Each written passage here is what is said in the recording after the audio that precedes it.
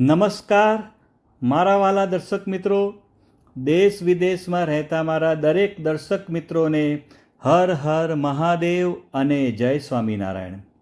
મિત્રો, આજે આપણે એક એવી વસ્તુ વિશે વાત કરવાના છીએ કે જે તમારા સ્વાસ્થ્ય માટે ખૂબ જ ફાયદાકારક હોઈ શકે છે, જે તમને હાર્ટ એટેકના જોખમ ઘટાડવામાં મદદ કરશે, કોલેસ્ટ્રોલ ઘટાડવામાં મદદ કરશે અને તમારી પાચન શક્તિને મજબૂત બનાવવાનું કામ કરશે.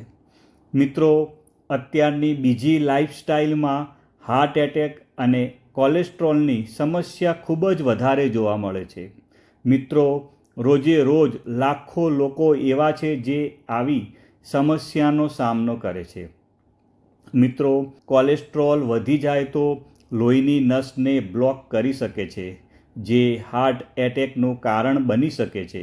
અને જો આપણે પાચન શક્તિની વાત કરીએ તો આજના જમાનામાં જંક ફૂડ અને અનિયમિત જમવાના ટાઈમના લીધે પાચનને લગતી સમસ્યાનો ખૂબ જ વધારો થઈ રહ્યો છે, જેમાં ખાસ કરીને મિત્રો ગેસ, એસિડિટી, અપચો, ઇનડાઇજેશન, બ્લોટિંગ વગેરે જેવી પાચનને લગતી સમસ્યાઓ કોમન થઈ ગઈ છે. તો મિત્રો, તમે આવી સમસ્યાઓથી દૂર રહેવા માગતા હો અને કોલેસ્ટ્રોલને ઓછું કરવા માગતા હો અને હાર્ટ એટેકના જોખમને ઓછું કરવા માગતા હો અને તમારા પાચન તંત્રને મજબૂત કરવા માગતા હો તો આ એક મામૂલી વસ્તુ જો આજે હું તમને બતાવવાનો છું અને જે તમારા રસોડામાં આરામથી તમને મળી જશે અને એનો એક નાનો ટુકડો જો તમે લઈ લો તો તમારા માટે એક વરદાન રૂપ સાબિત થઈ શકે છે. તો ચાલો મિત્રો, એક પણ મિનિટની વાર કર્યા વગર આપણે આ રસપ્રદ વિડીયોની શરૂઆત કરીએ અને આ કઈ વસ્તુનો નાનો ટુકડો આપણે લેવાનો છે એની આપણે વાત કરીએ. મિત્રો, જ્યારે આપણે વાત હાર્ટ હેલ્થની કરીએ તો અત્યારે દુનિયાભરમાં લાખો લોકો હાર્ટની સમસ્યાથી પરેશાન છે, જેનું મુખ્ય કારણ હાઈ કોલેસ્ટ્રોલ હોય છે અને એના લીધે આપણી લોહીની નસમાં બ્લોકેજ થવાનું ચાલુ થાય છે, જે મુખ્ય કારણ હોઈ શકે છે. અને આપણી લોહીની નસમાં બ્લોકેજ થાય ત્યારે લોહીનું પરિભ્રમણ બરાબર થતું નથી અને એના લીધે હૃદયને પંપ કરવામાં વધારે જોર પડે છે અને એના લીધે બ્લડ પ્રેશર પણ વધવા લાગે છે અને એનાથી હાર્ટ એટેકનું રિસ્ક ઘણું બધું વધી જાય છે. મિત્રો, જો હું તમને સિમ્પલ ભાષામાં કહું તો તમારી લોહીની નસો જેટલી ચોખ્ખી રહેશે તેટલું તમારું હાર્ટ વધારે હેલ્ધી રહેશે. મિત્રો, જો પાચનની વાત કરીએ તો આજની મોડર્ન લાઈફસ્ટાઈલ એ આપણી પાચન તંત્રને ખૂબ જ બગાડવાનું કામ કરે છે.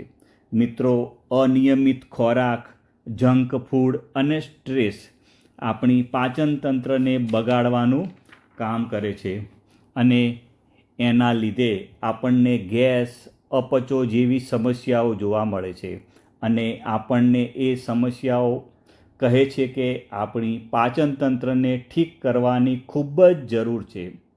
મિત્રો, હાર્ટ હેલ્થ અને કોલેસ્ટ્રોલ માટે ઘણા બધા લોકો ઘણી બધી વસ્તુઓનો ઉપયોગ કરે છે અને કરવું પણ જોઈએ.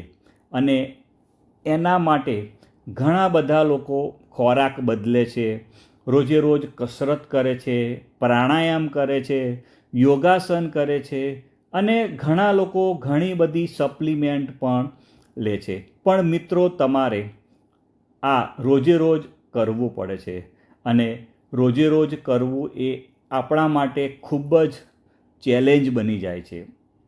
પણ મિત્રો, હું તમને કહું કે તમે એક નેચરલ વસ્તુ કે જે આ બધી સમસ્યાઓ માટે ઉપયોગી સાબિત થઈ શકે એમ છે અને સહેજ પણ આડઅસર વગર અને આ નેચરલ વસ્તુને તમારા ખોરાકમાં સામેલ કરવું એકદમ આસાન છે અને એના ફાયદા વૈજ્ઞાનિક રીતે પ્રોવન થઈ ગયેલા છે. તો ચાલો જાણીએ આ કઈ વસ્તુ છે અને એનો એક નાનો ટુકડો તમને લાખોના ખર્ચથી બચાવી શકે છે અને તમારી લોહીની નસોને સાફ કરી શકે છે, હાર્ટ એટેકના રિસ્કને ઓછું કરી શકે છે અને તમારી પાચન શક્તિને મજબૂત કરી શકે છે. અને એની પહેલાં જો તમને વિડીયો પસંદ આવતો હોય તો અત્યારે જ વિડીયોને મિત્રો લાઈક કરી દો. મિત્રો, આપણે જેની વાત કરવાના છીએ એનું નામ છે મિત્રો આદુ.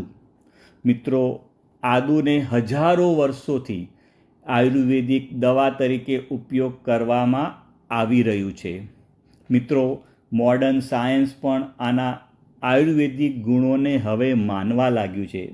ઘણી બધી વૈજ્ઞાનિક સંશોધનોમાં પણ આ વાત પુરવાર થયું છે કે આદુનો ઉપયોગ તમારા હાર્ટ હેલ્થને એન્હાન્સ કરી શકે છે અને ડાયજેશનને પણ ઇમ્પ્રૂવ કરી શકે છે. મિત્રો, તમે જાણો છો કે આદુ એટલું બધું પાવરફુલ કેમ હોય છે?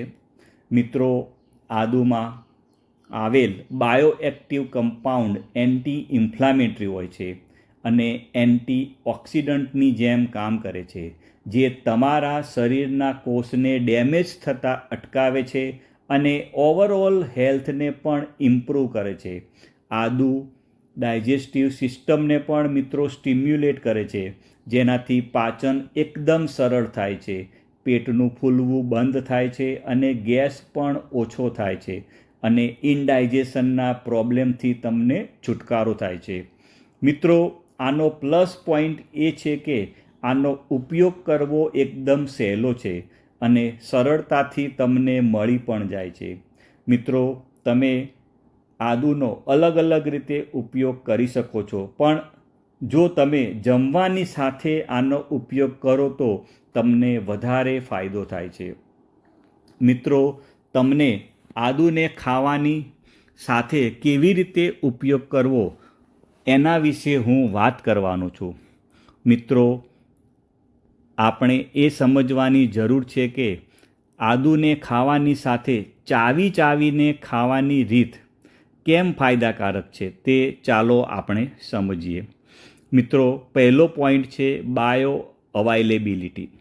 મિત્રો, આપણે ફ્રેશ આદુ ખાઈએ છીએ ત્યારે તેમાં રહેલા કમ્પાઉન્ડ જેવા કે જિંજરોલ, સેગોલ્સ જે તમારા શરીરને ડાયરેક્ટલી મળે છે અને એમાં કોઈ પણ પ્રકારનું ચેન્જ કે ડિગ્રેડેશન થતું નથી. મિત્રો, ફ્રેશ આદુને જ્યારે તમે ચાવીને ખાઓ છો ત્યારે તે લાળ રસના એન્ઝાઇમને સ્ટિમ્યુલેટ કરે છે, જે ડાયજેશનને એન્હાન્સ કરવાનું કામ કરે છે. મિત્રો, હવે તમને એ પ્રશ્ન થાય કે ચાલો, આદુ તો આપણા હેલ્થ માટે ખૂબ જ ફાયદાકારક છે, પણ હવે તેને ખાવું હોય તો કેવી રીતે ખાઈ શકીએ? અને જો આપણે સીધું કાચું જે છે આદુ એ આપણે સીધું ખાઈએ તો આપણા મોઢામાં તકલીફ પણ મિત્રો થઈ શકે છે. મિત્રો, તમારે આદુને સીધું મોઢામાં નાખીને ખાવાનું નથી. મિત્રો, તમે આદુનો નાનો ટુકડો લઈ લો અને પછી તમે એને છીણી લો.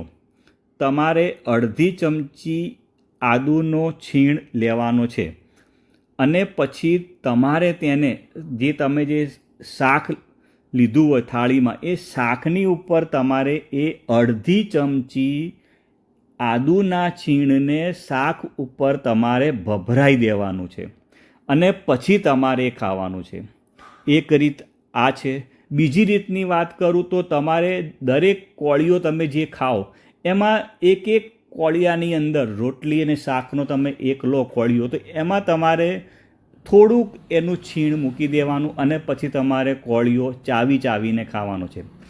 તમે દિવસનું અડધી ચમચીથી વધારે આદુનું છીણ ખાવાનું નથી.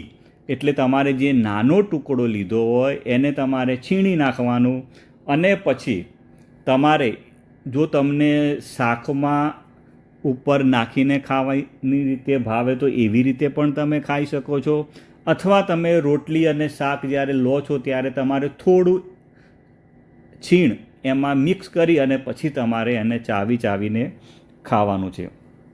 મિત્રો, તમારી કોઈ સ્પેસિફિક હેલ્થ કન્ડિશન હોય તો તમે તમારા ડૉક્ટરની સલાહ મુજબ જ આનો ઉપયોગ કરવો. મિત્રો, તમને મારો વિડીયો સારો લાગ્યો હોય તો લાઈક કરવાનું ભૂલતા નહીં. આવજો મિત્રો, બાય બાય.